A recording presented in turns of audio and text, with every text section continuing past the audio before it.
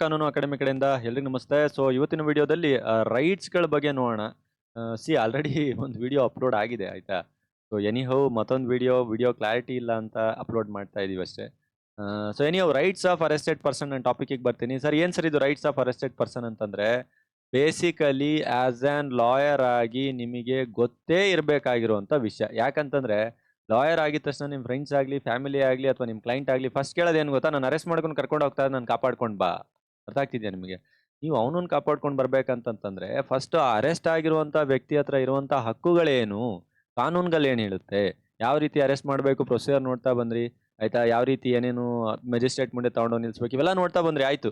ಈಗ ಅರೆಸ್ಟ್ ಏನೋ ಮಾಡ್ತಾ ಇದ್ದಾರೆ, ಅರೆಸ್ಟ್ ಆಗ್ತಾ ಇದ್ದಾನೆ. ಸೊ ಈ ಅರೆಸ್ಟ್ ಆಗೋ ಟೈಮಲ್ಲಿ ಯಾವ ರೀತಿಯಾದಂಥ ಪ್ರೊಸೀಜರ್ಗಳನ್ನ ಫಾಲೋ ಮಾಡಬೇಕಾಗುತ್ತೆ ಎಲ್ಲ ನೋಡಿದ್ರಿ. ಈಗ ಏನೇನ್ ರೈಟ್ಸ್ಗಳಿದೆ, ಹಕ್ಕುಗಳೇನಿದೆ, ಯಾಕೆ ಇದನ್ನೆಲ್ಲ ನೀವು ಕಲಿಯೋದು ಮಸ್ಟ್ ಅಂಡ್ ಶುಡ್ ಅಂತ ಹೇಳ್ತಾ ಇದೀನಿ ಅಂತಂದ್ರೆ ಪೊಲೀಸ್ ಡಿಪಾರ್ಟ್ಮೆಂಟ್ ಅಲ್ಲಿ ಕೆಲವೊಂದು ಪೊಲೀಸ್ ಡಿಪಾರ್ಟ್ಮೆಂಟ್ ಅಲ್ಲಿ ಸಿಕ್ಕಾಪಟ್ಟೆ ಎರಾಬೇರಿ ತಾನೇ ಅಧಿಕಾರ ರೀತಿಯಲ್ಲಿ ಅವ್ರವರಾಗೆ ಅಧಿಕಾರಗಳು ನಡ್ಸ್ಕೊಳ್ತಾ ಇರುವಂತ ಸಿಸ್ಟಮ್ಗಳು ನಡೀತಾ ಇದೆ. ಸೊ ಅಂತ ಸಿಚುವೇಶನ್ ಅಲ್ಲಿ ಆಸ್ ಅನ್ ಲಾಯರ್ ಆಗಿ ನಿಮ್ಮ ಕರ್ತವ್ಯ ಇರುತ್ತೆ, ಆಸ್ ಅನ್ ಅಡ್ವೊಕೇಟ್ ಆಗಿ ನಿಮ್ಮ ಕರ್ತವ್ಯ ಇರುತ್ತೆ. ಸರಿಯಾದ ರೀತಿ ಯಾವುದು, ಸರಿಯಾದ ಕಾನೂನು ಏನು ಹೇಳುತ್ತೆ, ಎಷ್ಟು ಮಟ್ಟಿಗೆ ಪೊಲೀಸ್ ಅವ್ರ ಪವರ್ ಇದೆ, ಎಷ್ಟು ಮಟ್ಟಿಗೆ ಅವ್ರು ಮಾತ್ರ ಎಕ್ಸಿಕ್ಯೂಟ್ ಮಾಡ್ಬೇಕು, ಅದಕ್ಕಿಂತ ಜಾಸ್ತಿ ಸರ್ವಾಧಿಕಾರನ ನಡೆಸಬಾರ್ದು ಅನ್ನುವಂತ ರೆಸ್ಟ್ರಿಕ್ಷನ್ಸ್ಗಳನ್ನ ನೀವು ತಡೆ ಹಿಡಿದು ನಿಲ್ಲಿಸಬೇಕಾಗುತ್ತೆ. ಓಕೆ, ಅವೆಲ್ಲ ಹಾಗಿದ್ದಲ್ಲಿ ಸುಮಾರು 7ರಿಂದ 8 ರೈಟ್ಸ್ಗಳು ನಾನು ಹೇಳ್ತೇನೆ ಏನೇನಿದೆ ಒಬ್ಬ ಅರೆಸ್ಟ್ ಆಗಿರುವಂತ ಪರ್ಸನ್ಸ್ಗಳಿಗೆ ಅಂತ. ಸೊ ನೀವು ಅದ್ರ ಬೇಸ್ ಮೇಲೆ ಕ್ವಶನ್ನ ರೈಸ್ ಮಾಡಬಹುದು. ಸೊ ಮೊದಲನೇದಾಗಿ ನಾನು ಹೇಳ್ತಾ ಇದ್ದೀನಿ ರೈಟ್ಸ್ ಟು ರಿಮೇನ್ ಸೈಲೆಂಟ್ ಅಂತ ಇದೆ ಅಂಡರ್ ಆರ್ಟಿಕಲ್ 20 ಕ್ಲಾಸ್ 3.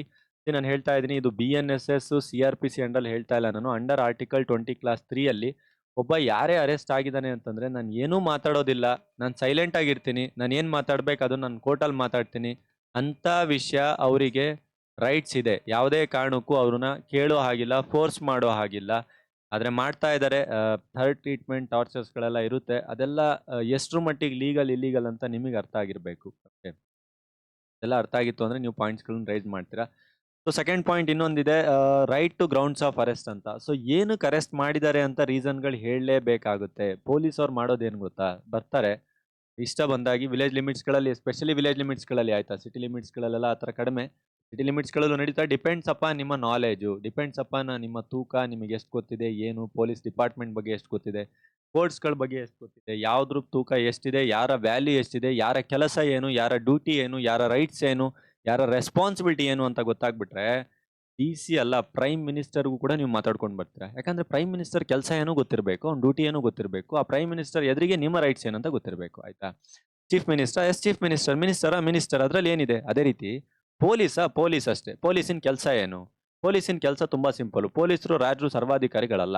ಪೊಲೀಸರು ನಿಜವಾಗ್ಲೂ ಕೆಲಸ ಏನು ಗೊತ್ತಾ, ಕೋರ್ಟ್ಸ್ ಅಂತೇಳಿ ಆಲ್ರೆಡಿ ಎಸ್ಟಾಬ್ಲಿಷ್ ಆಗಿದೆ.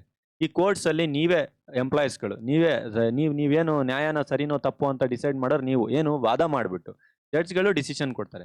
ಆದ್ರೆ ವಾದ ಮಾಡಕ್ ಕ್ಯಾಂಡಿಡೇಟ್ ಬೇಕಲ್ವಾ, ಎಕ್ಸ್ಪೆರಿಮೆಂಟ್ ಮಾಡಕ್ ಒಂದು ವಸ್ತು ಬೇಕಲ್ವಾ ಆಯ್ತಾ, ಅಂತಂದ್ರೆ ಪರ್ಸನ್ಸ್ ಬೇಕಲ್ವಾ, ಅವ್ರನ್ನ ಹಿಡ್ಕೊಂಡ್ ಬಂದ್ ಕೊಡೋ ಅಷ್ಟೇ ಕೆಲಸ ಪೊಲೀಸ್ ಅವ್ರದ್ದು. ಪೊಲೀಸ್ ಅವರು ಡಿಸಿಷನ್ ತಗೊಂಡು ಜಡ್ಜ್ಮೆಂಟ್ ಕೊಟ್ಟು ಆರ್ಡರ್ ಮಾಡಿ ಏನ್ ಮಾಡೋ ಅಂತದ್ ಪೊಲೀಸ್ ಅವ್ರ ಕೆಲಸ ಅಲ್ಲ. ಬಟ್ ಒಂದು ಟ್ರೆಂಡ್ ಕೆಟ್ಟದಾಗ ಮೇಂಟೈನ್ ಆಗ್ಬಿಟ್ಟಿದೆ. ಪೊಲೀಸ್ ಅಂದಿದ ತಕ್ಷಣ ಏನೋ ಒಂದು ರೀತಿಯಲ್ಲಿ ಅದಲ್ಲ. ಅಡ್ವೊಕೇಟ್ಸ್ಗಳು ಯಾಕೆ ನೀವು ಇದನ್ನ ಅರ್ಥ ಮಾಡ್ಕೋಬೇಕು ಅಂತಂದ್ರೆ ಡಿಫ್ರೆನ್ಸ್ ನೀವು ಅರ್ಥ ಆಗಿರ್ಬೇಕು ನಿಮಗೆ. ಪೊಲೀಸ್ ಅವ್ರ ಕೆಲಸ ಏನು, ಅವರ ಮಿತಿ ಏನು, ಅವರ ಎಷ್ಟರ ಮಟ್ಟಿಗೆ ಅವ್ರು ಇದು ಮಾಡ್ತಾರೆ ಅಂತ. ಸೊ ಇದಿಷ್ಟು ಇರುವಂತ ವಿಷಯ ಪೊಲೀಸ್ ಅವರ ಬೇಸಿಕ್ ಇನ್ಫಾರ್ಮೇಶನ್. ಸೊ ಅದಕ್ಕೋಸ್ಕರ ನಾ ಹೇಳ್ತಾ ಇದ್ದೀನಿ 22 ಕ್ಲಾಸ್ 1 ಅಲ್ಲಿ ಯಾವ ಗ್ರೌಂಡ್ಸ್ ಅಲ್ಲಿ ಅರೆಸ್ಟ್ ಮಾಡಿ ನಿಮಗೆ ಗೊತ್ತಿರಬೇಕಾಗುತ್ತೆ. ಸೊ ಇದಿಷ್ಟು 22 ಕ್ಲಾಸ್ 1 ಹೇಳಿದ್ರೆ ಅಂಡರ್ ಸೆಕ್ಷನ್ 48 ಅಲ್ಲಿ ಇದೊಂದು ಇನ್ಫಾರ್ಮೇಶನ್ ತಿಳಿದುಕೊಳ್ಳುವಂಥದ್ದು, ಗ್ರೌಂಡ್ಸ್ ಆಫ್ ಅರೆಸ್ಟ್ ಅನ್ನ ಹೇಳುವಂಥದ್ದು BNSS ಕೂಡ ಹೇಳಿದ್ದಾರೆ. ಅದೇ ನೀವು ಏನಾದರೂ 3 ಅಂತ ಏನಾದರೂ ಬಂದ್ರೆ, 3ನೇ ಪಾಯಿಂಟ್ ಏನಾದರೂ ಬಂದ್ರೆ, ಬೇಲ್ ಆಬ್ವಿಯಸ್ಲಿ ಅರೆಸ್ಟ್ ಆಗಿದ ತಕ್ಷಣ ಫಸ್ಟ್ ಬರೋದೇನು, ಆಂಟಿಸಿಪೇಟರಿ ಬೇಲೋ ರೆಗ್ಯುಲರ್ ಬೇಲೋ ಯಾವುದೋ ಒಂದು ಬೇಲ್, ಫಸ್ಟ್ ಬೇಲ್ ತೊಗೊಂಡು ಹೊರಗೆ ಬರಬೇಕಲ್ವಾ. ಸೊ ಆ ಬೇಲ್ ತೆಗೆದುಕೊಳ್ಳುವಂಥದ್ದು ಒಬ್ಬ ವ್ಯಕ್ತಿಯ ರೈಟ್ಸ್ ಅದು ಆಯ್ತಾ. ಎಲ್ಲಿ ಹಂಗಂತೇಳಿ ಪನಿಷ್ಮೆಂಟ್ ಕಂಪ್ಲೀಟ್ ಆಗಿ ಆದ್ಮೇಲೆ ಬೇಲಾ ಅಲ್ಲ. ಅಂಡರ್ ಜುಡಿಷಿಯಲ್ ಕಸ್ಟಡಿನೋ ಅಂಡರ್ ಪೊಲೀಸ್ ಕಸ್ಟಡಿನೋ ಅಲ್ಲಿ ಬೇಲ್ ತೆಗೆದುಕೊಳ್ಳುವಂಥದ್ದು, ಜಾಮೀನು ಅಂತ ಕರಿತೀವಿ, ಜಾಮೀನಲ್ಲಿ ಹೊರಗಡೆ ಬರುವಂಥದ್ದು. ಇದು ಅವರವರ ರೈಟ್ಸ್ ಆಗಿರುತ್ತೆ, ಅವ್ರವ್ರ ಹೊರಗಡೆ ಬರ್ಬೋದು. ಇದಿಷ್ಟಾದ್ಮೇಲೆ ಫೋರ್ತ್ ಪಾಯಿಂಟ್ ಬಂದ್ಬಿಟ್ಟು ನಿಮಗೆ right to get speedy trial ಅಂತ ಇದೆ. ಏನು ಗೊತ್ತಾ, ಮೇಜರ್ ಸಮಸ್ಯೆ ಏನು ಗೊತ್ತಾ, ಕೇಸಸ್ಗಳು ನಡೆಯುತ್ತೆ ಆದರೆ ಟ್ರಯಲ್ಸ್ ಅನ್ನುವಂಥದ್ದು ಏನಿದೆಯಲ್ವಾ, ವರ್ಷಾನ್ಗಟ್ಲೆ ನಡ್ಕೊಂಡು ಹೋಗಿ ಎಷ್ಟು ಬೇಜಾರಾಗ್ಬಿಡುತ್ತಂದ್ರೆ, ಯಾರ ಮೇಲೆ ನಾವು ಕಂಪ್ಲೇಂಟ್ ಕೊಟ್ಟಿರ್ತೀವಿ ಅವ್ರಿಗಿಂತ ಜಾಸ್ತಿ ಕೋರ್ಟಿಗೆ ಓಡಾಡ್ಬಿಟ್ಟೆ ಬೇಜಾರಾಗುವಂಥ ಸೀನ್ಗಳು ಬರುತ್ತೆ. ಅದು ಇನ್ನೂ ಕೂಡ ನಡೀತಾ ಇದೆ. ಕಾರಣ ಇದೆ ಅದ್ರ ಹಿಂದೆ. 5 ಕೋಟಿಗಿಂತ ಜಾಸ್ತಿ ಕೇಸಸ್‌ಗಳು ಇನ್ನೂ ಪೆಂಡಿಂಗ್ ಇದೆ. ರೈಸ್ ಆಗ್ತಾನೆ ಇದೆ, ರೈಸ್ ಆಗ್ತಾನೆ ಇದೆ, ರೈಸ್ ಆಗ್ತಾನೆ ಇದೆ. ಎಷ್ಟು ಜನರಿಗೆ ಜಡ್ಜಸ್‌ಗಳು ಎಷ್ಟಿರಬೇಕು ಅನ್ನುವಂಥದ್ದು ಏನಿಲ್ಲ. ಒಬ್ರು ಜಡ್ಜಸ್‌ಗಳು 1,000 ಮಂತ್ಲಿ ಕೇಸ್‌ಗಳನ್ನ ತೆಗಿಬೇಕು ಅನ್ನುವಂಥದ್ದು ರೂಲ್ ಇರೋದು. ಬಟ್ ಒಬ್ರು ಜಡ್ಜಸ್‌ಗಳು ಈಗ 3,000ಕ್ಕಿಂತ ಮೇಲ್ಗಡೆ ಕೇಸಸ್‌ಗಳನ್ನ ಮಂತ್ಲಿ ತೆಗಿತಾ ಇದ್ದಾರೆ. ಆಯ್ತಾ? ಸೊ ಇದೆಲ್ಲ ಔಟ್ ಆಫ್ ಸಿಲೆಬಸ್. ಬಟ್ ಎಲ್ಲ ಅಮೆಂಡ್ಮೆಂಟ್ ಆಗಿ ರಿವೋಕೇಶನ್ ಯಾವ್ದೆಲ್ಲ ಅಮೆಂಡ್ಮೆಂಟ್ ಆಗಿ ಸ್ವಲ್ಪ ಸುಧಾರಣೆಗಳನ್ನ ಮಾಡ್ಕೊಂಡ್ರೆ ತುಂಬಾ ಒಳ್ಳೇದು. ನಡೀತಾ ಇದೆ. ಗವರ್ನಮೆಂಟ್ ಕಡೆಯಿಂದನೇ ಕೆಲಸ ಮಾಡ್ತಾ ಇದ್ದಾರೆ. ಸೊ ಔಟ್ ಆಫ್ ಸಿಲೆಬಸ್ ಬೇಡ. ಪಿಡಿ ಟ್ರಯಲ್ ಆಗಬೇಕು ಅಂತ ಆರ್ಟಿಕಲ್ 21 ಅಲ್ಲಿ ಜಸ್ಟಿಸ್ ಇಸ್ ಡಿಲೇಡ್. ಜಸ್ಟಿಸ್ ಏನಾದರೂ ಡಿಲೇಡ್ ಆದ್ರೆ ಅದು ಡಿನೈಡ್ ಮಾಡ್ದಂಗೆ ಅನ್ನುವಂಥ ಒಂದು ಗಾದೆ ಕೇಳಿದ್ರೆ, justice is delayed is mean that is denied ಅಂತೇಳಿ. ಸೊ ಆ ಕಾನ್ಸೆಪ್ಟ್ ಅಲ್ಲಿ Hussain Khatoon versus home secretary ಅನ್ನುವಂಥ ಕೇಸಲ್ಲಿ ಎಕ್ಸ್ಪ್ಲೈನ್ ಮಾಡಲಾಗಿದೆ. Right to be taken to magistrate without delay ಅನ್ನುವಂಥ ಕಾನ್ಸೆಪ್ಟ್ ಅಲ್ಲಿ ಆರ್ಟಿಕಲ್ 22 ಕ್ಲಾಸ್ 2 ದಲ್ಲಿ ಹೇಳಿದ್ದಾರೆ. ಆರ್ಟಿಕಲ್ 22 ಕ್ಲಾಸ್ 2 ದಲ್ಲಿ ಹೇಳಿರೋ ಪ್ರಕಾರ ವಿತಿನ್ 24 ಅವರ್ಸ್ ಅಲ್ಲಿ ಮೆಜಿಸ್ಟ್ರೇಟ್ ಮುಂದೆ ತಂದು ನಿಲ್ಲಿಸಬೇಕು ಅಂತ. ಪೊಲೀಸ್ ಅವ್ರು ಏನ್ ಮಾಡ್ತಾರೆ ಅಂತಂದ್ರೆ, ಗೊತ್ತಿಲ್ಲದೆ ಇರೋರಿಗೆ 2 ದಿನ 3 ದಿನ ಸುಮ್ಮನೆ ಲಾಕಪ್ ಅಲ್ಲಿ ಹಾಕೊಂಡು 3rd ಡಿಗ್ರಿ ಟಾರ್ಚರ್ ಕೊಡ್ತಾರೆ. ನಾನು ಯಾಕೆ ಇಷ್ಟು ಹಾರ್ಡ್ಲಿ ಹೇಳ್ತಾ ಇದ್ದೀನಿ ಅಂತಂದ್ರೆ, ಲಾಕಪ್ ಡೆತ್ಸ್ಗಳು ನಾನು ನೋಡಿದ್ದೀನಿ. ಆಯ್ತಾ? ಲಾಕಪ್ ಡೆತ್ಸ್ಗಳು ಆಯ್ತಾ, ಲಾಕಪ್ ಅಲ್ಲಿ ಹಾಕೊಂಡು ಅಲ್ಲೇ ಕೊಟ್ಟಿರೋ ಟ್ರೀಟ್ಮೆಂಟ್ ಇಂದ ಲಾಕಪ್ ಡೆತ್ ಲೆವೆಲಿಗೆ ಹೋಗುತ್ತೆ. ಅದನ್ನ ಲಾಯರ್ ಆಗಿ ದಯವಿಟ್ಟು ವಾಯ್ಸ್ ರೈಸ್ ಮಾಡಿ. ಓಕೆ, ಸೊ ಇದಿಷ್ಟು ಒಂದು ಪಾಯಿಂಟ್. ಆದ್ರೆ 6th ರೈಟ್ಸ್ ಏನಿರುತ್ತೆ ಅಂತಂದ್ರೆ, ಇದು ಬಿಟ್ಟು ನೆಕ್ಸ್ಟ್ 6th ರೈಟ್ ಏನಾದ್ರು ತಗೋಬೇಕು ಅಂದ್ರೆ, right to consult a legal practitioner ಅಂತಿದೆ. ಅಂತಂದ್ರೆ ನೀವೇನ್ ಯಾವ ಜಾಗದಲ್ಲಿ ಇದಿರಲ್ವಾ ಲಾಯರ್ಸ್ಗಳು, ಆಯ್ತಾ, ಲಾಯರ್ಸ್, ನಾನು ನನ್ನ ಲಾಯರ್ನ ಇಟ್ಕೊಳ್ತೀನಿ, ಯಾರು ನನ್ ಕೇಳೋ ಹಾಗಿಲ್ಲ ಅಂತೇಳಿ ಕಾನ್ಸ್ಟಿಟ್ಯೂಷನ್ ಪ್ರಕಾರ 22 ಕ್ಲಾಸ್ 1 ನಲ್ಲಿ ಪ್ರಾವಿಷನ್ ಕೊಡಲಾಗಿದೆ. ಯಾವ ಗ್ರೌಂಡ್ಸ್ ಅಲ್ಲಿ ಅರೆಸ್ಟ್ ಮಾಡಿದ್ದಾರೆ, ಏನು ಎತ್ತ ಅಂತ ನಾನು ಲಾಯರ್ ಇಟ್ಕೊಂಡು ನಾನು ಬೇಕಿದ್ರೆ ಬೇಲ್ ತಗೊಳ್ತೀನಿ, ಇಲ್ಲ ಹೊರಗೆ ಬರ್ತೀನಿ, ಹೊರಗಡೆಯಿಂದ ಕಾನೂನು ಪ್ರಕಾರ ನಾನು ಹೆಲ್ಪ್ ತಗೊಳ್ತೀನಿ ಅನ್ನೋದನ್ನ ಅಕ್ಯೂಸ್ಡ್ ಟೈಮ್ ಅಲ್ಲಿ ತೆಗೆದುಕೊಳ್ಬಹುದು. ಏನಂತೀವಲ್ವ ನಾವು, ಅಕ್ಯೂಸ್ಡ್ ಅಂದ್ರೆ A1 A2 A3 ಎಲ್ಲರೂ ಕೂಡ ಸೆಲೆಬ್ರಿಟೀಸ್ ಕೇಸಸ್ಗಳಲ್ಲಿ ನೋಡಿರ್ತೀರಾ. ಸೊ ಆ ರೀತಿ. ಆಯ್ತಾ? ಅದಾದ್ಮೇಲೆ ರೈಟ್ ಟು ಎಕ್ಸಾಮಿನೈನ್ ಮೆಡಿಕಲ್ ಪ್ರಾಕ್ಟೀಷನರ್ ಅಂತ ಇದೆ. ಅಂತಂದ್ರೆ ಮೆಡಿಕಲ್ ಎಕ್ಸಾಮಿನೇಷನ್ ಅನ್ನು ಮಾಡಿಸು ಬಿಫೋರ್ ನಿನ್ನನ್ನು ಕರ್ಕೊಂಡೋಗಿ ಒಳಗಡೆ ಹಾಕಿ 3rd ಡಿಗ್ರಿ ಟ್ರೀಟ್ಮೆಂಟ್ ಕೊಟ್ಟು ಆಮೇಲೆ ಕೈ ಬಿಡೋದ್ಕಿಂತ ಮುಂಚೆ, ನನ್ನ ಒಳಗಡೆ ಕಸ್ಟಡಿಗೆ ತಗೋದ್ಕಿಂತ ಮುಂಚೆ ನನ್ನ ಟ್ರೀಟ್ಮೆಂಟ್ನ ನನ್ನ ಚೆಕಪ್ ಮಾಡಿಸು, ಮೆಡಿಕಲ್ ಚೆಕಪ್ ಮಾಡಿಸು ಅನ್ನುವಂಥ ಕೇಳುವಂಥ ರೈಟ್ಸ್ ಇದೆ ಅಂಡರ್ ಸೆಕ್ಷನ್ 53 ಪ್ರಕಾರ.